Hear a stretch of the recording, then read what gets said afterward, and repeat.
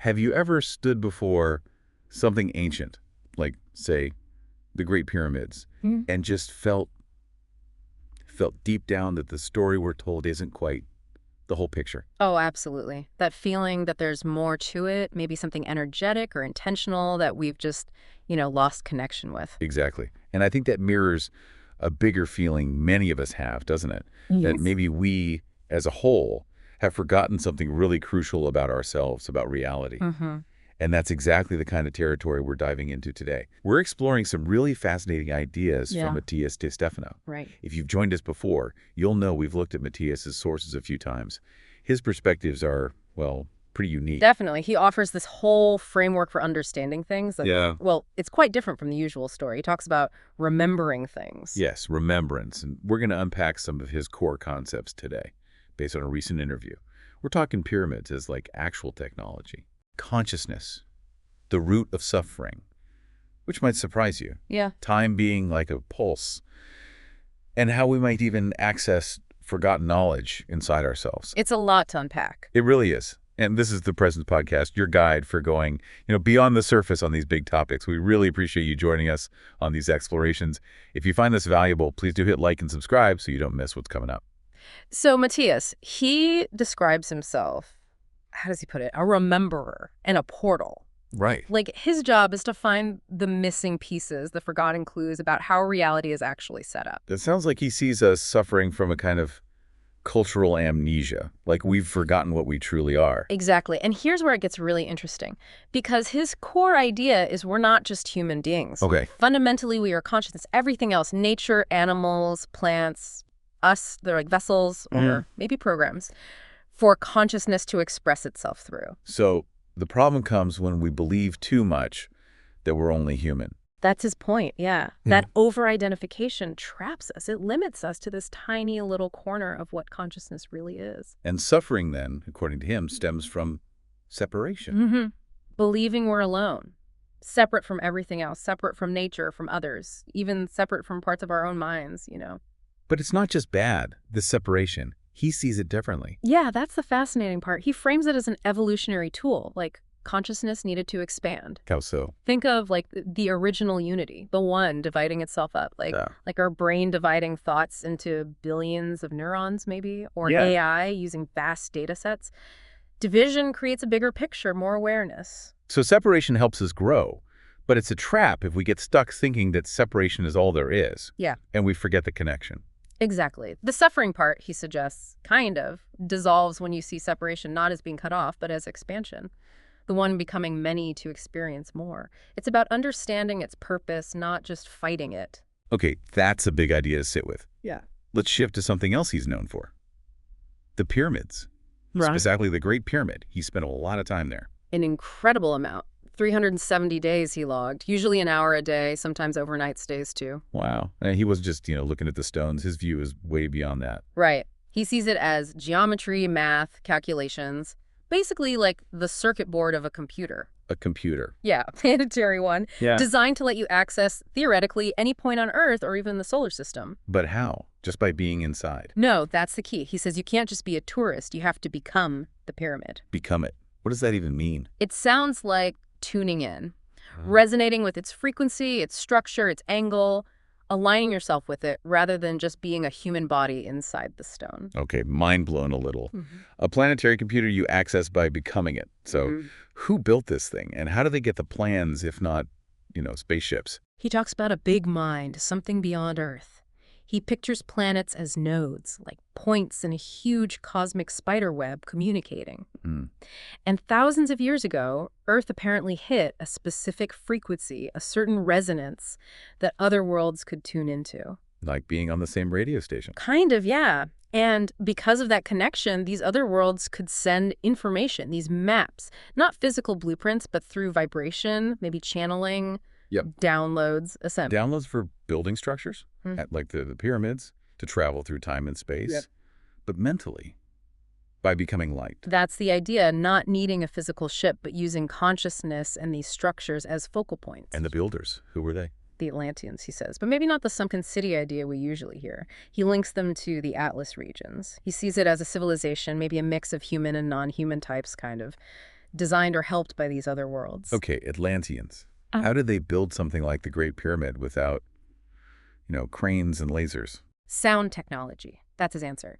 Using the voice, sound, understanding resonance, and crucially, being in the state of oneness with the elements water, earth. So no slaves hauling rocks. He's very clear on that. No slaves. Everyone involved was aware, participating, resonating with the materials. He even mentions remembering being an Atlantean woman using sound for communication. It's quite vivid. And this ties into his definition of technology, which is, well, it's beautiful, actually. How so? He says technology is the study of beauty. A sculpture is technology. Humans are technology for the divine perspective. Planets are technology for a sun. Wow. So Atlantean tech wasn't gadgets. The humans were the technology. Everything they did, sound, design, their connection, was the tech, and it was rooted in beauty. That is such a contrast to how we often see tech today, isn't it? Just a tool, sometimes even an enemy, like how some spiritual groups view AI. Where's the beauty in our connection now? Exactly. And look at the pyramids, they're still here, inspiring awe. Our phones, well, they last a few years. Good point. So why did things change? Why aren't we living the Atlantean way now? He uses a seasons analogy. Civilizations have cycles, like nature. Atlantis was like spring, a time of blossoming. But spring doesn't last forever. Right. Autumn and winter have to follow. It's a natural cycle, part of a bigger process of expansion, even if that winter phase involves trauma and loss from our perspective. So we're moving somewhere new, maybe a next level, but we're dragging the baggage of past winters, like feudalism, conflict. Yeah, that's the idea. We carry that energetic trauma. So outwardly, we might have amazing tech, potentially reaching a new Atlantis level, but inwardly, our hearts, our consciousness might still be stuck operating from, say, a Middle Ages fear-based mindset. There's a disconnect. That makes a strange kind of sense. Okay, let's pivot slightly. Time. He doesn't see it as just linear, does he? No, not at all. He calls it the pulse, the heartbeat of everything. Your own rhythm, your heart's pulse, that's your time. So when we feel rushed out of time, it's because we're disconnected from that inner pulse or nature's rhythms. Mm-hmm. He uses this image of being a little boat in a vast ocean of time. You might point your canoe forward, creating that linear feel. Yeah. But the ocean has waves, infinite possibilities all around. If you change your direction, you can navigate not just space, but time itself. So it's not just about feeling rushed. Yeah. Can we actually use this pulse idea to access more? Yes. He connects it directly to accessing your higher self or past lives, future potentials. It's not linear travel. It's about tuning in. Tuning into different timelines. Yeah. Through the higher self, which is like a shared consciousness. Exactly. Becoming light, using energy, maybe the sun's pulse, to communicate or access information across time and space faster than any physical thing could travel. Okay, but wait. If we're accessing this huge shared consciousness and becoming light, what happens to me, my ego? Do we just dissolve it? No, that's a common misconception he addresses. The ego isn't the enemy. It's necessary. Necessary how? It's the vessel, the carrier, like gravity holding planets or a car letting you drive. It defines you so you can have individual experiences in this reality. So don't get rid of it. Learn to use it. Don't let it use you. Take care of the vessel, this unique expression, but don't get trapped thinking that's all you are. Right, okay. So how do we start doing that? Start connecting to that bigger picture. Learning to use the ego effectively. Does he give any, practical steps, training wheels? He's careful to say there's no single formula. It's personal. Depends on your design, your traumas, how your system handles information. What helps one person might actually be traumatic for another. So look at your own life first. Yeah, he suggests analyzing those big life-shifting moments, trauma, meeting someone important in the course you took, see your pattern of awakening, how you process change. Okay, but are there any general, maybe slower, everyday things he recommends? He does offer 3 practical paths for that kind of steady connection. Okay, what are they? First, pay conscious attention to what you eat. Simple, but powerful. It affects your body chemistry, allows more energy, more life to flow through you. Makes sense. Second, become really aware of how you breathe. Conscious breathing. It balances your energy, brings clarity. Basic, but profound. Eat consciously, breathe consciously. And the third, laugh more, especially at yourself. Laugh. How does that fit in? He kind of links it to the first 2.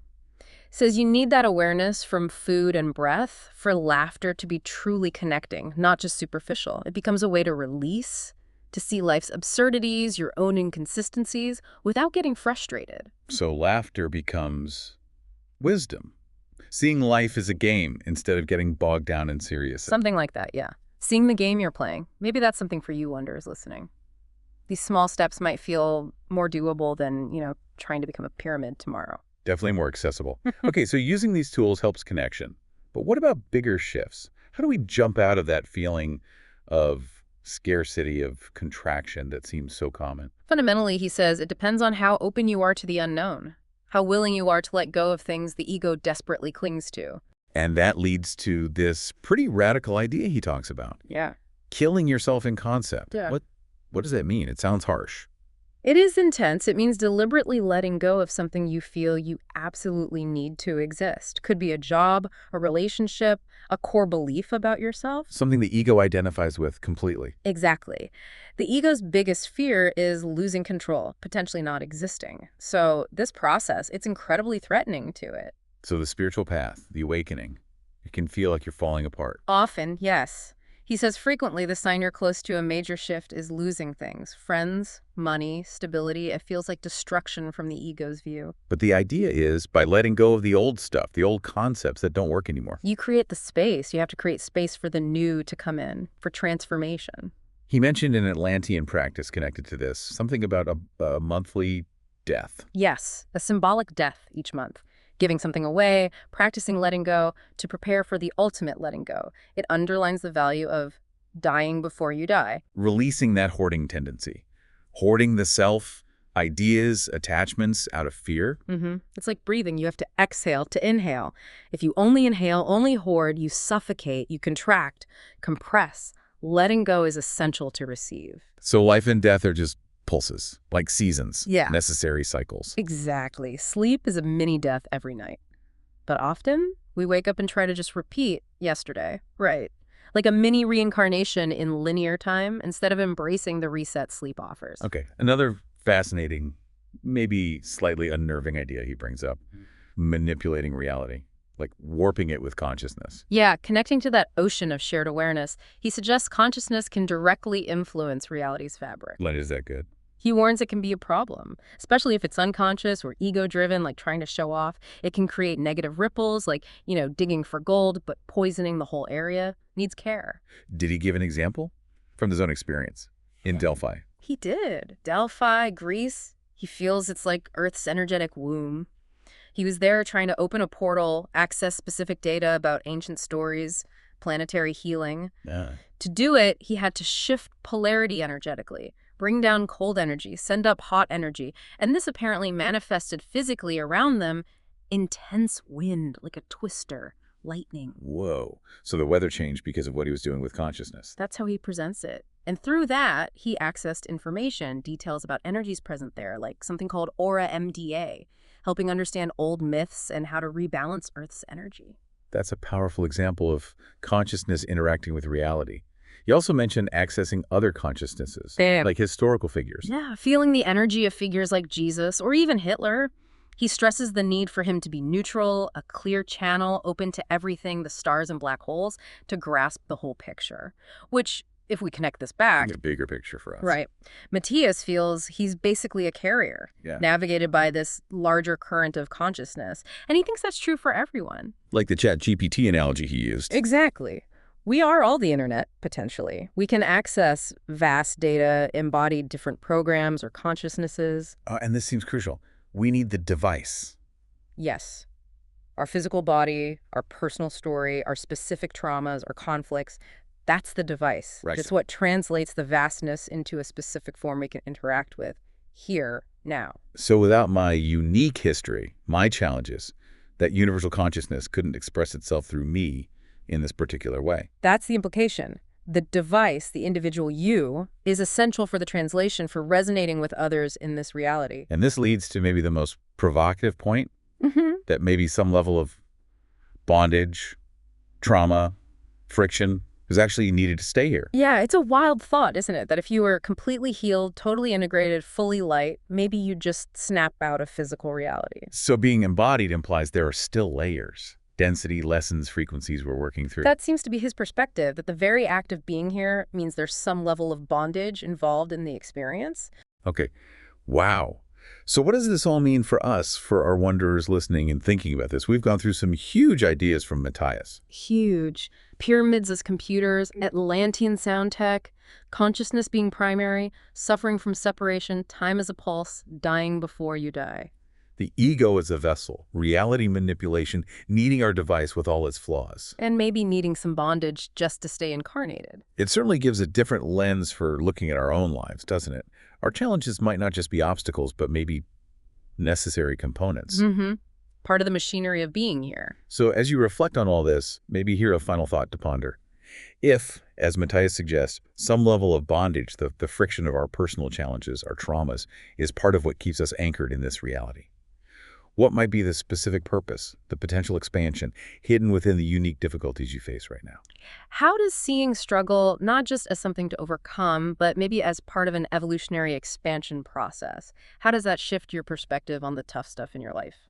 Definitely something to think about. Thank you so much for joining us on this really deep dive today. Take some time with these ideas, see what resonates for you. And please do remember to like and subscribe to the Presence Podcast. We'd love for you to join us for future explorations into these fascinating layers of reality.